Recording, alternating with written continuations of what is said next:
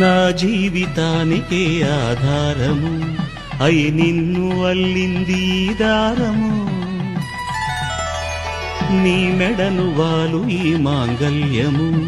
నా శాంతి సౌఖ్యముల సంకేతము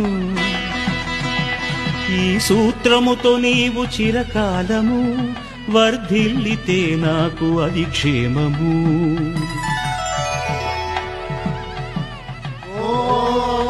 ధ్రువంతే రాజా వరుణో ధ్రువంతే